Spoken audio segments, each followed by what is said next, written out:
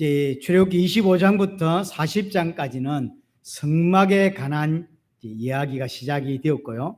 그 중에 25장부터 31장까지는 그 성막을 어떻게 지어야 되는 것에 대한 그림을 보여주고 있습니다. 그리고 35장부터 40장까지는 그 그림을 실제로 짓는 내용들, 성막을 실제로 짓는 내용들이 나오죠. 그러니까 반복되는 거죠. 앞에 25장부터 31장까지를 설명을 했고, 이제 35장부터 40장까지는 그 설명한 것을 그대로 지었습니다. 그래서 이 설명을 앞에 하고 뒤에 또 할 필요가 없죠. 그래서 두 개를 합쳐서 같이 설명을 하도록 하겠습니다. 그리고 중간에 샌드위치처럼 딱 끼고 있는 게 32장부터 34장까지가 황금 송아지 사건, 이렇게 되어 있는 게 나머지 이제 구성들입니다. 가장 중요한 게 오늘 우리 1절부터 9절까지는 안 읽었는데요. 그 9절에 보시면 성전을 짓는 것에 대한 서론적인 이야기인데, 물론 내가 네게 보이는 모양대로 장막을 짓고 기구들도 그 모양을 따라 지을지니라. 하나님께서 어떤 이렇게 지으라고 모양을 보여주신 것 같습니다. 그 모양대로 지어야 된다라고 하는 거죠. 이 굉장히 중요한 이야기예요. 왜 그러냐면 하나님께서 말씀하셨기 때문에 순종하고 그대로 지어야 된다는 말이 아니에요. 어떤 의미냐면 구원은 내가 생각하는 대로 내 방식대로 받을 수 있는 게 아니거든요. 예배 또한 마찬가지입니다. 예배도 내가 드린다고 예배가 되는 게 아니에요. 하나님이 받으시는 예배가 있단 말이에요. 그래서 하나님의 방식대로 하나님의 방법대로 예배해야 되는 거예요. 이게 굉장히 중요합니다. 하나님께서 말씀하시기 때문에 순종해, 이게 아니라 구원도 하나님의 방식대로, 예배도 하나님의 방식대로. 이게 굉장히 중요하죠. 이스라엘이 멸망을 받는데 멸망받는 가장 중요한 핵심은 우상숭배거든요. 그럼 우상숭배를 이스라엘 백성들이 얼마만큼 했냐라고 할 때, 실제로 우상숭배를 저 나무 밑에 가서 어떤 모양을 만들고 한 사람들은 일부입니다. 일부예요. 하나님의 백성 이스라엘은 대부분은 하나님을 안 섬긴 적이 없습니다. 하나님을 섬겼고 하나님을 예배했습니다. 그런데 왜 그걸 하나님은 우상숭배라고 말하냐 말이야. 하나님의 방식대로 하나님께서 원하시는 내용대로 하지 않는 건 우상숭배예요. 그래서 이사야서 같은 데 보면 너희가 수많은 피를 들고 오는데 나는 받지 않는다, 그렇게 말하죠. 마당만 밟을 뿐이다. 그들은 하나님만 섬겼습니다. 하지만 그건 우상숭배였던 걸 아셔야 돼요. 그래서 여러분들이 하나님을 알고 하나님을 예배하는데 가장 중요한 키포인트는 뭐냐면, 하나님께서 말씀하시는 대로 하나님을 예배해야지, 여러분들이 믿고 싶은 대로 믿고 여러분들이 섬기고 싶은 대로 섬기고 여러분들이 예배하고 싶은 대로 예배하는 건 우상숭배예요. 그래서 성경에서 말하고 있는 걸 그대로 이해하고 그대로 해야 돼요. 그렇지 않은 건 여러분들이 교회 와서 헌금하고 찬양한다고 그게 예배가 아니라는 걸 아셔야 돼요. 여전히 여러분들이 주인이잖아. 여전히 여러분들이 하나님 자리에 앉아 있는 거잖아요. 그건 예배가 아닌 것입니다. 이 부분이 굉장히 사실은 중요하고요. 오늘 25장 1절부터 9절의 대부분의 내용은 예물에 관한 내용이었어요. 25장 2절에 보면 이스라엘 자손에게 명령하여 내게 예물을 가져오게 하고 기쁜 마음으로 내게 내는 자는, 이렇게 설명을 쭉 하죠. 그래서 보면 정색, 장색, 홍색 실이 어떻고 그 음과 금과 녹과 염소 털과 붉은 물에 들 수양 가죽과 쭉 설명했거든요. 대부분의 목사님들은 이 본문을 가지고 헌금을 굉장히 중심 있게 해야 된다라고 설교를 합니다. 그러나 자세히 보면 헌금 이야기 아닙니다. 헌금 이야기 아니에요. 헌금은 물론 그렇게 해야 돼요. 하지만 이 부분은 헌금 이야기가 아니고, 출애굽기 11장과 12장에 여러분들 기억하실지 모르겠는데, 하나님께서 이스라엘 백성들이 빠져나오려고 하는 그 직전에 애굽 사람들에게 은혜를 베푸셔서 그들의 그 은금 패물들 의복을 취하게 했다라고 했죠. 기억하십니까? 그래서 취했다라는 제목이 실제로는 약탈했다는 거예요. 약탈했다고 했는데 그 성경이 뭐라고 되어 있냐면 이스라엘 백성들로 하여금 애굽 사람들이 은혜를 입었다라고 표현되어 있어요. 은혜를 입었고 그래서 달라고 하니까 다 준 거예요. 근데 실제로는 이제 우리는 상상으로만 이해할 수 있겠죠. 아마 이건 약탈일 가능성이 사실 있습니다. 하여튼 은금 배물을 다 받아서 나오게 돼요. 그 은금 배물로 오늘 성전을 짓는 겁니다. 그래서 하나님은 처음부터 아직 애굽에서 나가지도 않았는데 성막 지을 것을 생각하고 은금 배물을 다 챙겨서 가지고 나오게 합니다. 그만큼 성막은 중요하다는 이야기고, 나중에 32장부터 가보면 황금 송아지를 짓는데, 결국 황금 송아지도 결국 이 성막을 만들고 남은 일부의 재물을 가지고 짓는 거죠. 좀 아이러니한 거죠. 성막을 만들었던 재물도 애굽에서 들고 나왔던 거고, 우상 숭배를 하기 위해서 만들었던 금송아지도 거기서 나온 거예요. 같이 썼던 거죠. 하나는 똑같은 돈을 가지고 하나는 하나님을 섬기는 데 쓰고, 똑같은 그 돈을 가지고 우상 숭배에 썼다. 이스라엘 백성들의 아이러니입니다. 자, 오늘부터 10절부터는 이제 본격적으로 이제 성막의 그 기구들을 어떻게 만들어야 된다는 것들을 설명하고 있습니다. 보면 오늘 이야기는 정거계, 오늘 본문에서는 정거계라고 했고, 이 똑같은 본문이 나중에 37장에 나옵니다. 37장 1절에서 9절에 보면 거기는 또 언약계라고 해서 같은 말입니다. 정거계, 언약계, 또 옛날에는 법계라고 표현을 하기도 했습니다. 자, 크기를 보니까 10절에 그들은 조각목으로 계를 짜되, 이 궤는 나중에 정거계라고 설명이 되어 있습니다. 길이는 2규빗 반, 너비는 1규빗 반, 높이는 1규빗 반. 이렇게. 2규빗은 이제 당시에 남자 장정의 중지 끝에서 이게 뭐죠? 요 끝까지를 이게 1규빗이라 그래요. 보통 이제 그래서 학자들은 일반적으로 45cm, 아주 디테일하게 연구하는 분들은 45.8 뭐 이렇게 이야기합니다. 뭐 우리에게 중요하지 않아요. 그러면 대충 잡아도 45cm를 잡은 2규빗 반이라면 한 112cm에서 114cm 전후쯤 되겠죠. 그러면 1m 12, 14니까 뭐 요 정도 될까요? 길이가. 요게 이제 너비가 1규빗 반이니까 한 67에서 68, 9 뭐 요 정도.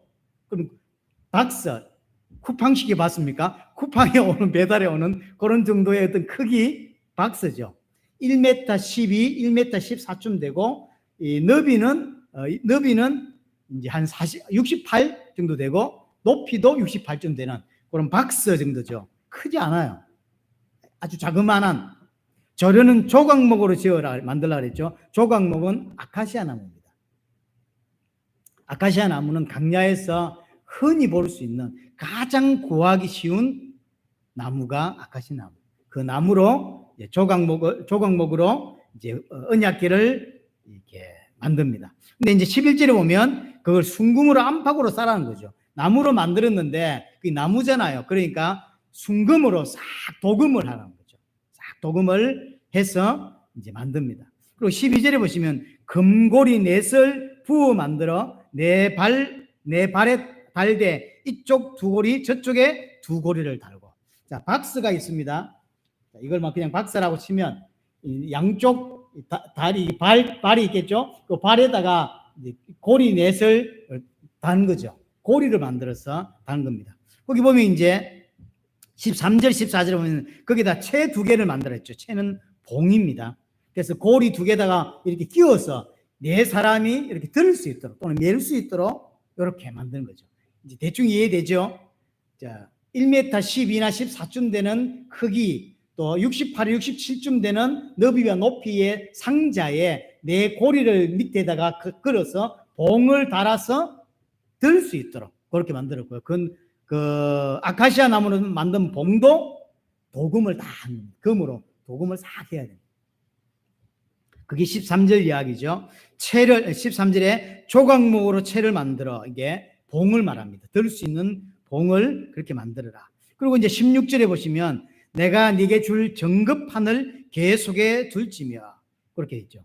그러니까 그 궤에다 뭘 넣냐면 정급판, 2돌판이죠. 십계명이죠. 나중에 이제 강약길 가면서 2개가 더 포함이 됩니다. 그게 이제 만나당한 항아리, 그 다음에 아론의 쌍난 지팡이.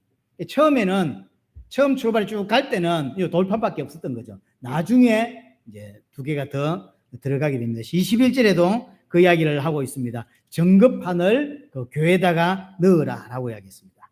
자, 17절에는 순금으로 속죄소를 만들 때, 근데 이제 다 만들었는데 뭐가 없냐면 뚜껑이 없는 거죠. 속죄소로 말하는 뚜껑입니다.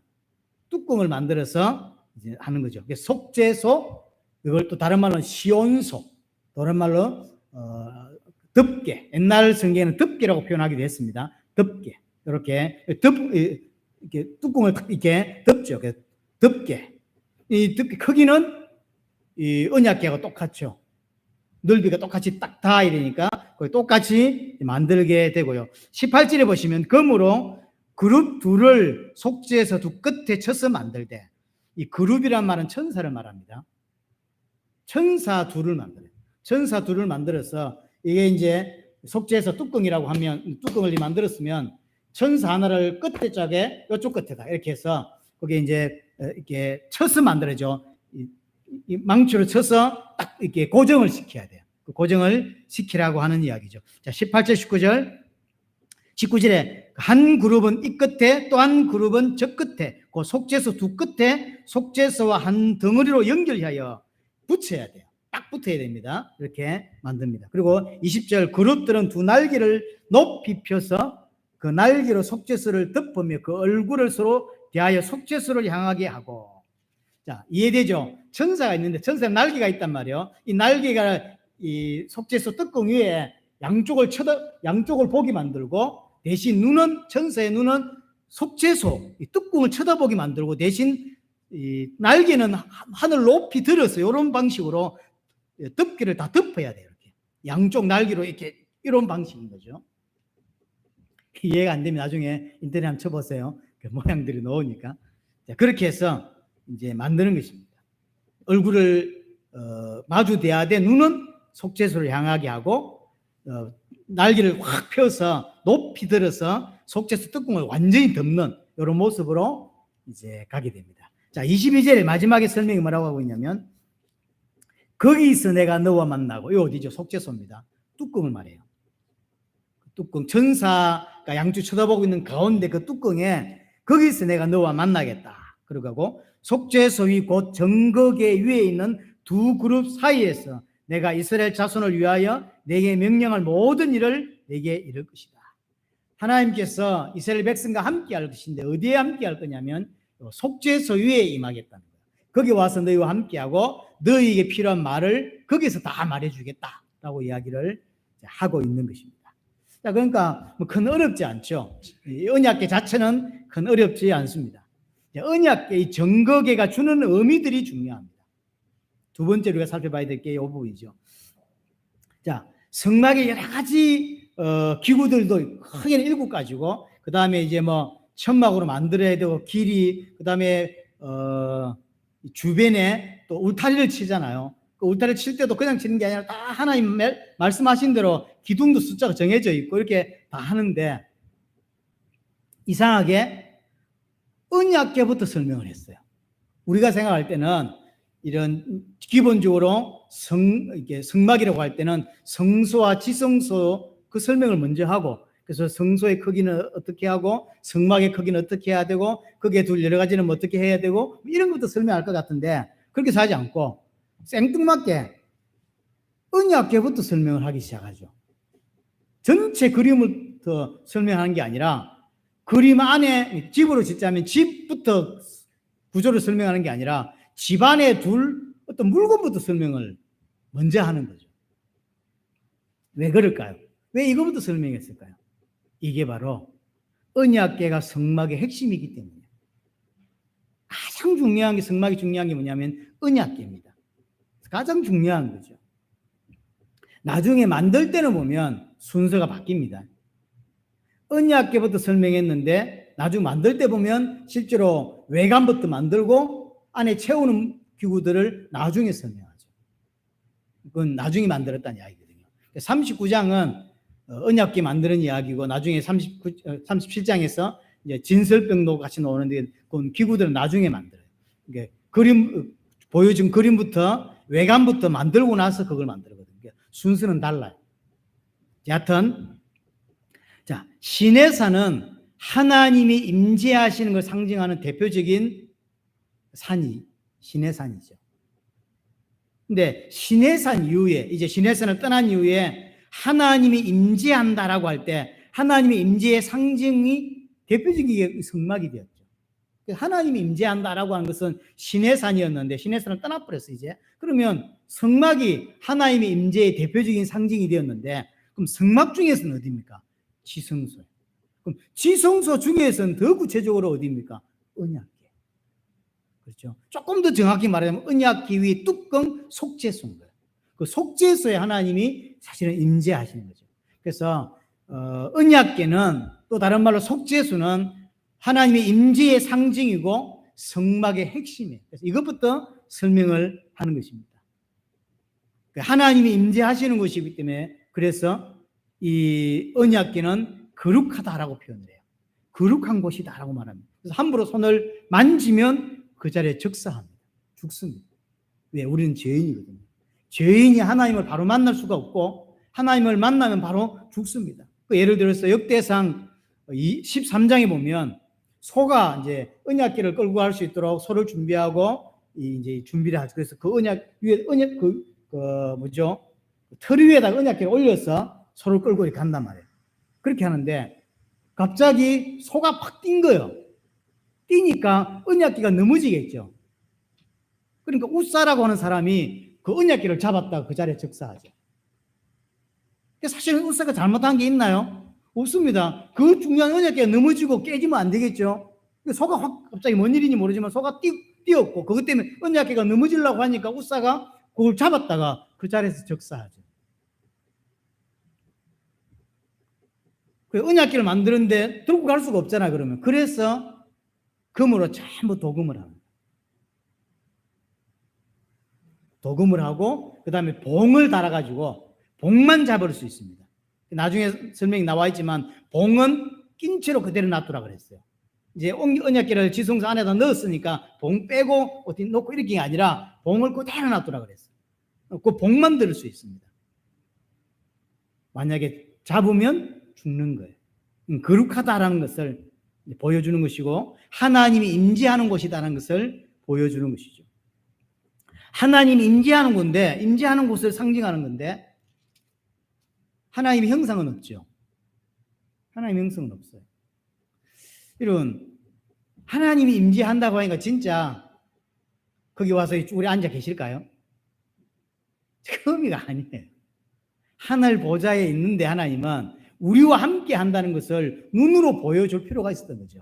그래서 내가 거기에 임할 거다라고 하면서 설명한 게 언약궤란 말이에요. 그리고 언약궤를 이스라엘 백성이 만들어놨더니 하늘 보좌를 버리고 내려오셔가지고는 그게 쭉 우리가 앉아가지고 그렇게 그런 의미가 아닌 거예요. 내가 너희와 함께하고 있다, 너희 속에 있다라는 것을 눈으로 보여주기 위해서 그렇게 하셨을 뿐인 거죠. 그래서 형상이 없고 거기 뭐가 있냐면 그룹이 있죠. 그룹 천사, 천사가 딱 있는 거예요. 천사가 있다는 말은 어떤 이야기냐면 여기가 하나님이 거하시는 집이다.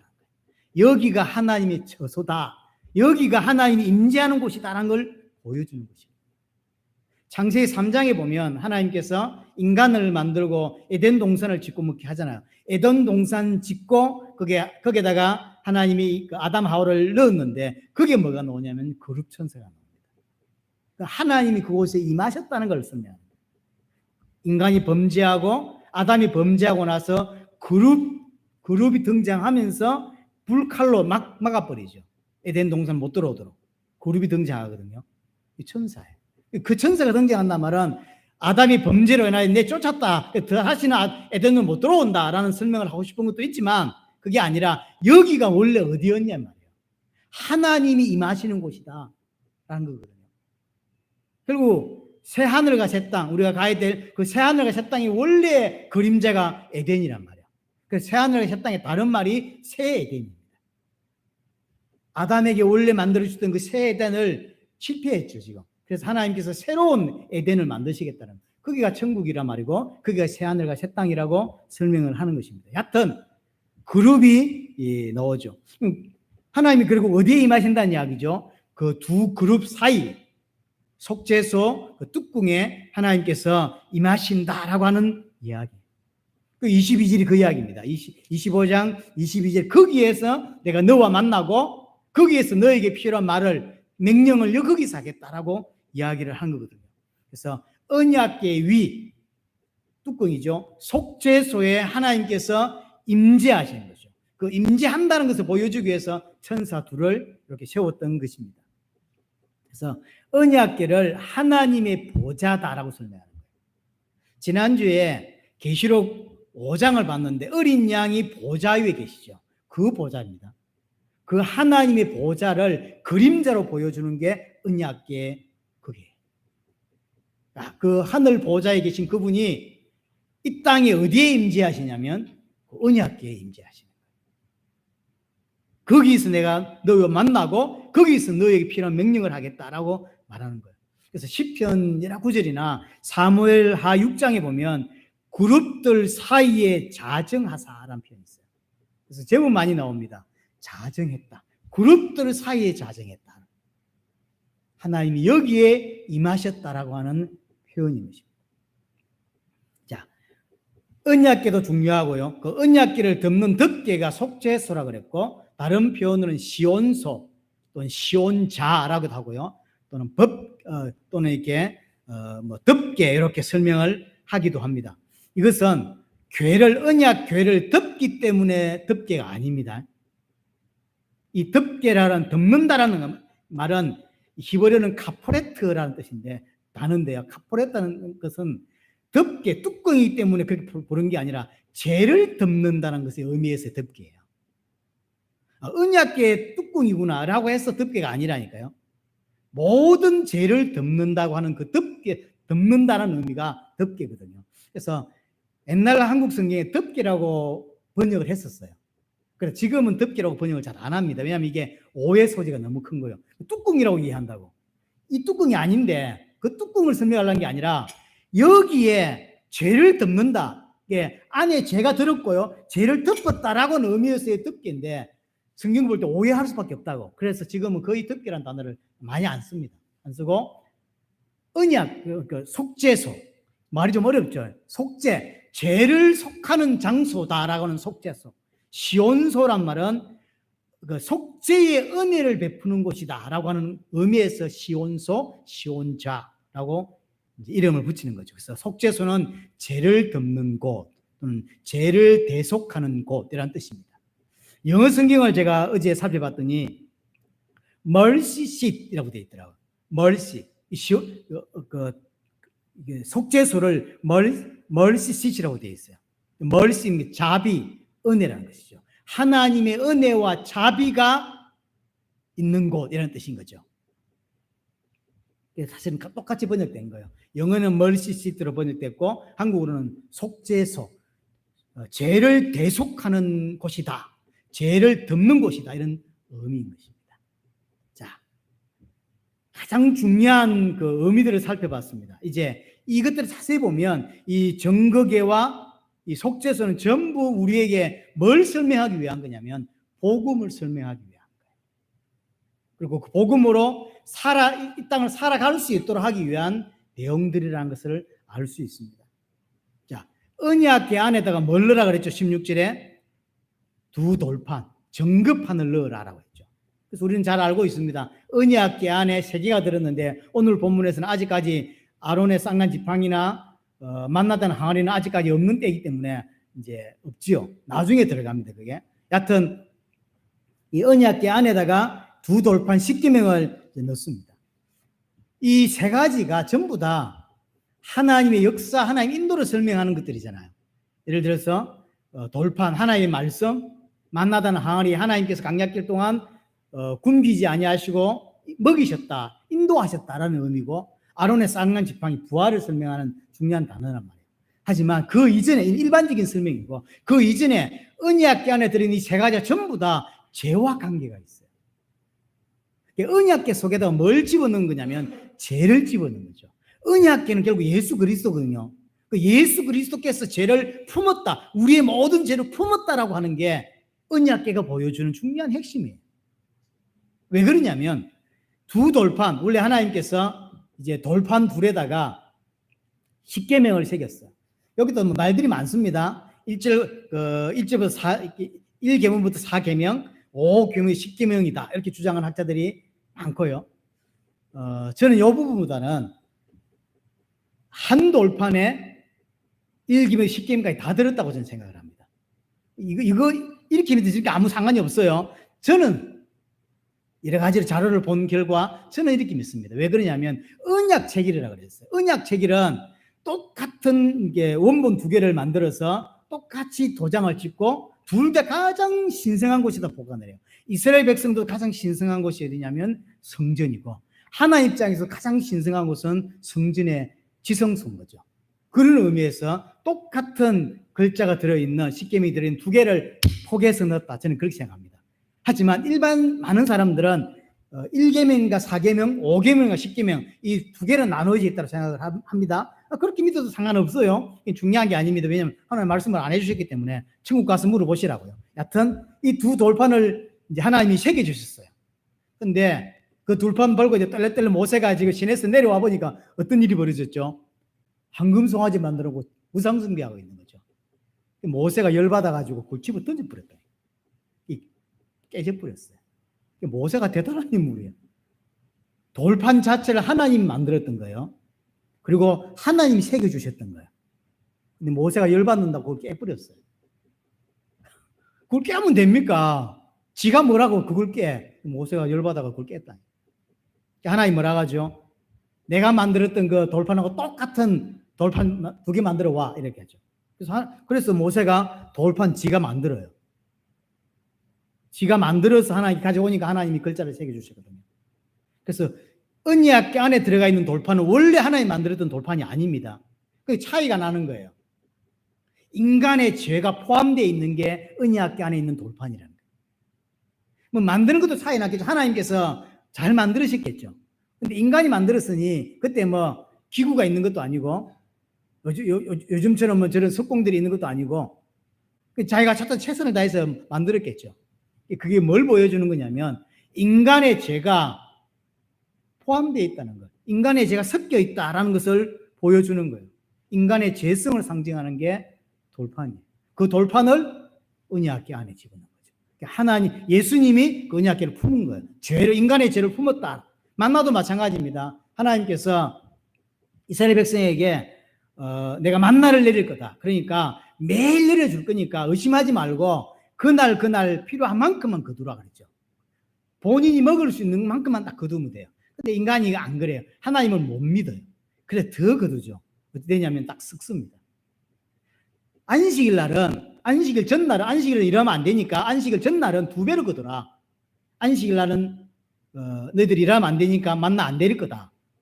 근데 그럼 금요일날 가서 안식일 전날 가서 2배로 거둬야 되잖아요. 꼭 또 그날은 또요. 그날 그만밖에 안 거둬요. 그리고 안식일 또 나가거든요.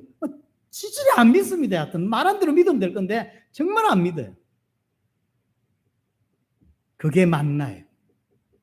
하나님의 역사를 보여주는 게 만나지만 한편으로는 하나님 역사 앞에 계속해서 불신앙하고 하나님을 안 믿는 인간의 죄성을 보여주는 게 만나예요. 아론의 쌍난지팡이도 마찬가지입니다. 하나님께서 아론을 세우셔서 지도하고 있는데 거기 대든다고. 그래서 아론이 들고 있던 지팡이에다 싹을 나게 만드는 거예요. 부활을 설명하는 중요한 부분이기도 하지만 그 이전에 하나님의 권위에 도전하고 하나님이 세운 지도자에 도전했다라고 하는 걸 보여주는 게 아론의 쌍난지팡이예요. 아론의 쌍난지팡이도 벌써 인간의 죄가 포함되어 있고 인간의 죄성이 섞여 있는 거예요. 좋은 의미로 하나님의 역사를 설명하는 게 3가지지만 그 이전에 인간의 죄성이 싹 다 포함되어 있는 게 이 언약궤 안에 들어가는 3가지예요. 그 언약궤 안에다가 그 3가지를 넣으라고 했습니다. 그 3가지가 전부 다 죄가 포함되어 있고 하나님 믿지 못하는 게 포함되어 있습니다. 언약궤의 실체는 예수 그리스도입니다. 그 언약궤 안에 인간의 죄를 넣은 것이고 예수 안에 인간의 죄를 넣었다라고 설명하면 돼요. 예수님이 언약궤인데 그 언약궤 안에다가 인간의 죄를 넣었잖아요. 예수님이 인간의 죄를 다 품어버린 거예요. 이거 너희 죄 아니야, 다 내 거야 라고 예수님이 품은 거죠. 아카시 나무로 만들라 그랬잖아요. 아카시 나무는 강야에서 가장 흔한 나무라 그랬어요. 예수 그리스도의 인성을 상징하는 것이고요. 아카시 나무에다 금을 도금하라 그랬죠. 예수 그리스도의 신성을 상징하는 거예요. 예수 그리스도께서 인성과 신성을 가지신 예수 그리스도께서 인간의 죄를 다 품었다, 인간의 죄를 다 담았다는 거죠. 그리고 그렇게 예수님께서 모든 세상의 인간의 죄들을 다 품고 다 짊어졌다는 거죠. 그 위에 속죄소를 얻는 겁니다. 그 속죄소 위에 피를 붓는 거거든요. 속죄소로 덮었단 말은 인간의 모든 죄를 예수님이 안고 그 위에 모든 인간의 죄를 다 덮어버렸다. 하나님의 은혜로 인간의 죄를 다 씻었다. 인간의 죄를 다 덮었다라고 하는 의미예요. 인간의 죄 어떻게 해결해? 해결할 수가 없어요. 예수님이 품어 안으시고 예수님이 짊어지시고 그 위에 덮어버린 거야. 너희 이제 죄 없는 거야. 너희 죄 싹 사라진 거야. 라는 걸 보여주기 위해 하나님이 딱 임재했다라는 걸 덮어버린 거죠. 그게 시온소, 그게 속죄소, 그게 덮개. 그랬습니다. 대제사장이 1년에 한 번씩 지성소에 들어가면서 어린 양의 피를 가지고 들어갑니다. 그리고 속죄소 위에 뿌리죠. 이때 모든 죄가 용서되는 대속이 일어나게 되잖아요.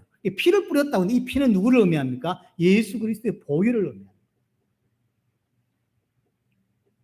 예수 그리스도의 보혈을 뿌렸을 때 모든 죄가 용서되고 하나님을 만날 수 있게 된다라고 하는 의미예요. 예수 그리스도의 피로만 하나님 만날 수 있다라는 설명입니다. 우리 죄는 우리가 해결할 수 없고 예수님이 다 자신이 안고 하나님이 그 예수 그리스도의 보혈로 덮어야만, 그리스도의 피로 덮어야만 우리 죄가 씻어지고 우리 죄가 없어진다라는 설명을 하고 있는 것입니다.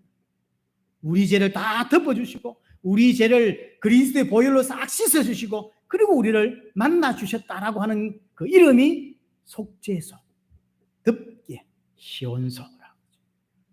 그래서 성막의 가장 중요한 게 이 부분, 언약궤죠.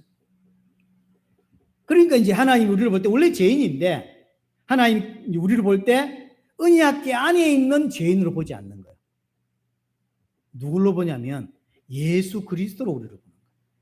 왜냐? 예수 그리스도가 죄를 다 덮어버렸고 예수 그리스도의 보혈로 다 덮어버렸고 하나님 임재로 다 덮어버렸죠. 그래서 우리를 볼 때 예수 그리스도랑 똑같이 보이는 거죠. 나도 하나님 형상, 예수 그리스도 하나님 형상, 예수 그리스도 하나님의 아들, 나도 하나님의 아들. 그래서 우리를 언약궤 안에 있는 죄로 보는 것이 아니라 언약궤와 그 언약궤 속죄소를 덮어버린 예수 그리스도로 보는 거예요. 네가 내 아들이구나라고 보는 거예요. 온전히 순종하고 죽기까지 순종하신 예수 그리스도로 우리를 봐주시는 거죠. 하나님의 아들로 우리를 봐주신다니까요. 그래서 우리는 새하늘 새 땅에 갈 수 있는 자예요. 우리의 행위로는 절대로 못 가는 것입니다. 종교 믿어가지고는 절대로 이 문제 해결되지 않는 것입니다. 교회 좀 다녀가지고는 절대로 새하늘 새 땅에 갈 수가 없는 것입니다. 죄 문제 해결될 수가 없는 것입니다. 우리 죄는 우리가 해결할 수가 없어요. 그래서 예수님이 그를 안으시고 속죄소의 하나님 임재로 그리스도의 보혈로 덮어버려야 해결이 되는 것입니다. 우리의 문제 예수 그리스도의 보혈로만 해결할 수 있다라는 걸 보여주는 게 언약궤이고 속죄소인 것이죠. 우리를 싹 덮어버렸어요. 덮으니까 우리 죄로 안 보이고 그리스도로 보인다. 아, 쟤가 내 아들이구나 이렇게 본다. 죄가 없구나 이렇게 본다. 그래서 이 언약궤와 이 속죄소의 의미를 아는 사람은 어떻게 살 수밖에 없냐. 히브리서 4장 16절에 보면 때를 따라 돕는 은혜를 얻기 위하여 은혜의 보좌 앞에 담대히 나아가라고 하죠. 이것은 언약궤의 의미와 속죄소의 의미를 아는 예수 그리스도의 보혈이라고 하는 게 뭔지를 아는 자가 그렇게 살아야 된다라고 하는 거예요. 여기서 은혜의 보좌가 뭐냐면 언약궤입니다. 속죄소를 말해요. 은혜의 보좌 앞에 나가라고 했잖아요. 그 은혜의 보좌가 바로 언약궤를 말합니다. 언약궤의 속죄소를 말하는 거예요. 그 앞으로 가라는 거예요. 왜냐하면 그 앞으로 가야만 그리스도의 보혈로 죄를 덮고 거기에 있으면 하나님 만날 수 있다는 거예요. 그래서 은혜의 보좌 앞에 나가라는 거예요. 그게 사는 길이거든요. 그 은혜의 보좌 앞에 나아가는 심정으로 오늘 교회 온 거잖아요. 은혜의 보좌 앞에 가는 마음으로 오늘 교회 와서 여러분들 메시지 듣고 하나님을 찬양하고 하나님께 예물 드리면서 하나님을 섬기고 있는 것이거든요. 근데 그런 섬기나 예물 드리고 찬양들이 은혜의 보좌가 없으면, 예수 그리스도의 덮음이 없으면 아무 소용이 없는 거죠. 그냥 인간의 행위에 불과한 거예요. 하나님은 이 은혜의 보좌에서 우리를 만나주시고, 그가 만나주시기 때문에 우리는 하나님 만날 수 있는 거예요. 정확히 말하면 오늘 제목이 하나님을 만나는 곳이라고 했지만 조금 더 정확히 말하면 하나님이 만나주시는 곳이에요. 우리가 만날 수 있는 게 아니라 하나님이 우리를 만나주시는 거죠. 우리는 이 구원을 받고 어떻게 살 수 있냐, 어떻게 살아야 되냐, 은혜의 보좌 앞으로 가야 되고요. 또 하나, 로마서 12장 1절에 보면 바울이 그렇게 표현하죠. 너희 몸을 하나님이 기뻐하시는 거룩한 산 제물로 드리라라고 이야기했습니다. 그게 너희가 드릴 영적 예배다라고 이야기를 했거든요. 여기서 영적 예배란 말은 나중에 집에 가서 보세요. 로마서 12장에 보면 영적 예배의 각주가 달려있는데 그게 합리적인이라는 단어가 있어요. 너희 몸을 하나님이 기뻐하시는 거룩한 산 제물로 드려야 되는데 그것이 너희가 하나님께 예배할 가장 합리적인 예배다라는 의미예요. 가장 합당한 예배, 가장 합리적인 예배다. 그거거든요. 구원받은 너희가 어떻게 하는 것이 가장 합리적인 예배냐? 너희 몸을 거룩한 산 제사로 드리는 것이 가장 합리적인 예배다. 그러면 너희 몸을 거룩한 산 제사로 드린단 말은 무슨 말이냐? 오늘 본문에 예수님이 언약궤 위에 산 제물이 되셨던 것처럼 그렇게 사는 것이다 라는 거예요. 오늘 예수님이 언약궤 위에 속죄소 위에 피를 들고 들어가서 어린 양 피를 뿌렸잖아요. 그런 것처럼 살아야 된다는 거예요. 예수님이 그렇게 산 것처럼 거룩한 제물이 된 것처럼 너희도 거룩한 제물로 사는 것이 영적 예배고 그것이 합당한 예배다라는 거죠. 그러면 그게 뭔데요? 예수님이 십자가에 죽고 피 흘려 살았던 그 모습이 우리가 살아야 될 모습이고 그것이 하나님 받으시는 예배라는 거예요. 조금 한 바닥 더 나가면 12장 2절에 보면 이 세대를 본받지 않는 거다라고까지 설명을 해주고 있죠. 이 세대를 본받지 않는 것, 육신적인 것을 위하여, 육신적인 형통을 위하여 하나님 믿는 것, 그건 아니라는 거죠. 그거 본받지 않는 것이 거룩한 산 제사인 거죠. 다시 말해서 나를 부인하고 내 십자가를 지는 삶이 성도의 삶이에요. 그게 성도의 삶이에요.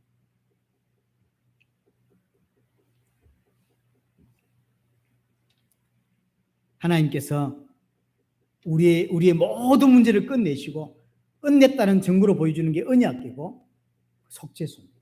언약궤 안에는 인간의 죄가 담겨 있고 그 언약 모든 인간의 죄를 다 끝냈다라고 보여주는 게 속죄소입니다. 그 보좌 앞으로 우리는 나갈 수 있고 그 나아가는 자는 어떻게 살아가는 것이 가장 합리적이고 가장 하나님 받으시는 예배냐라고 할 때 거룩한 산 제물이 되는 건데 그 거룩한 산 제물은 예수님이 바로 십자가에서 죽으셨던 그걸 의미하는 것입니다. 그 삶이 우리의 삶이라는 거예요. 우리는 그렇게 살아야 된다라고 하는 것이죠. 정리하겠습니다. 가장 성경에서 말한 본질적인 죄가 뭐냐면 하나님을 믿지 않는 것입니다. 하나님을 신뢰하지 않는, 그게 죄의 핵심이에요. 내가 하나님이 되어서 내가 판단하고 내가 계산하고 다 하는 것, 그게 인간의 죄입니다. 그 인간의 죄, 하나님이 신뢰하지 못하는 그 인간의 죄의 상징이 두 돌판이에요. 여러 상황들, 여러 환경들이 있습니다. 그 속에서 하나님을 믿지 못한다 라고 보여주는 게 두 돌판이거든요. 아담이 그랬습니다. 아담은 죄가 없었습니다. 하지만 하나님의 말씀을 믿지 못해요. 이스라엘이 그랬죠. 금송아지를 왜 섬겼습니까? 하나님을 지금 체험하고 빠져나왔고 지금 하나님 앞에서 모세는 그 십계명 바다로 올라가 있니? 그 사이에 우상숭배를 한다고요. 하나님은 모릅니까? 하나님을 체험 안 해봤습니까? 하나님의 음성을 안 들어봤습니까? 다 했는데 우상숭배한다고. 왜 그러냐면 아마 불안했겠죠. 지도자 모세는 지금 시내산에 가서 안 내려오고 있지. 불안했겠죠. 하여튼 많은 여러 가지 상황 속에서 하나님을 결국 못 믿는 거예요. 그걸 설명하는 게 돌판이에요. 하나님을 믿지 못한 우리의 모든 죄를 다 해결하셨다, 다 덮어주셨다라고 이야기하는 게 속죄수입니다. 그 속죄수는 결국 예수 그리스도의 십자가를 의미하는 것입니다. 예수 그리스도 십자가를 통해서만 하나님을 만나고 하나님과 교제할 수 있습니다. 정확히 말하면 예수 그리스도 십자가로만 하나님 우리를 만나 주시는 거예요. 예수 그리스도 십자가 없으면 하나님 우리를 안 만나 주세요.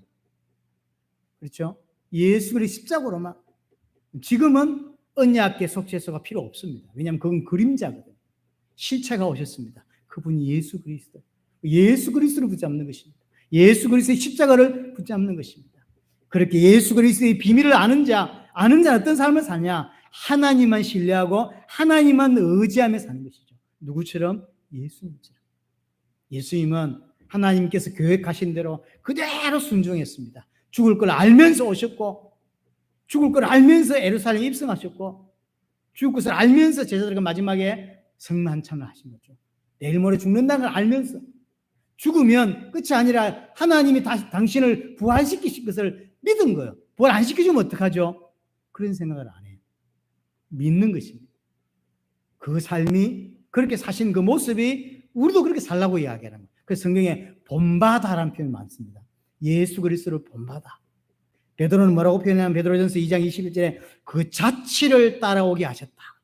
예수님께서 3년 반 공생에 사실은 안 보여줘도 되는데 그냥 막바로 십자가 지도 되는데 왜 보여주셨냐? 그 삶을 제대로 살라는 거예요.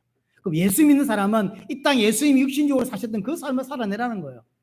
그 내용의 핵심이 뭔데요? 순종이거든요. 그 내용의 핵심이 뭔데요? 십자가 지는 거예요. 그렇죠? 언약궤 산 제물 대신 예수님처럼 예수 그리스도처럼 그렇게 살라는 거죠. 나를 부인하고 내 십자가 지는 그 인생을 살아내라는 거예요. 그게 예수 믿는 삶입니다.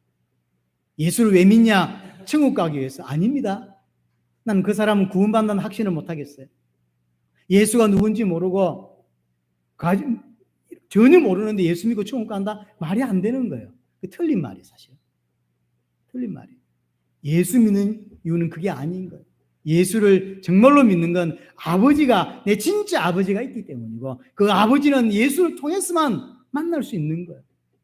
예수님을 통해서 우리의 모든 인생 문제를 해결할 뿐만 아니라 그 하나님 만날 수 있는 유일한 길은 예수란 말이에요. 근데 그 예수를 모르고 하나님 누군지 모르는데 우리는 예수 믿으면 천국 가라고 하는 이 잘못된 표현 때문에 예수 믿기, 천국 가기 위해서 예수 믿는 이런 행태가 되어버렸어요. 저는 예수 믿고 천국 가지 못하는 사람이 굉장히 많을 거라고 생각합니다. 왜냐하면 예수가 누군지 모를 거니까. 그렇죠? 예수를 세례 요한처럼 예수를 다른 사람으로 믿는 케이스들이 너무 많거든. 우리는 진짜 예수를 믿는 자는 그래서 어떻게 사냐면 예수님이 사셨던 것처럼 사는 것입니다. 광야길 가는 동안에 언약궤를 중심으로 살아갑니다. 언약궤가 가면 가고 언약궤가 서면 섭니다. 너무나 하나님을 신뢰할 수 없는 많은 환경이지만 언약궤를 따라 순종해 사는 삶. 그것이 새하늘과 새 땅에서의 삶인 거예요. 그것이. 그래서 이 땅에 살면서 강약길 가고 언약길을 따라가면서 과거의 모든 불신앙과 모든 불신과 모든 옛 사상들과 모든 옛 가치관들을 싹 다 죽이고 이제 가나안으로 들어갈 수 있는 것입니다. 우리는 강야에서 그 일을 해야 돼. 상황이 아니요, 환경이 아니요, 하나님 따라갈 수가 없어요. 이 따라가면 죽어요. 그런데 주님은 따라오라고 하는 거죠. 하나님 따라오라고 하는 거죠. 따라오는 자로 만들어서 새하늘과 새 땅에 넣는 것입니다. 왜냐하면 새하늘과 새 땅은 진짜로 믿는 자만 갈 수 있기 때문에. 여러분 앞에 여러 가지 사건과 문제 왜 생기냐면 진짜 믿는 자로 만들기 위한 것입니다. 이 은혜가 여러분들에게 되기를 원합니다.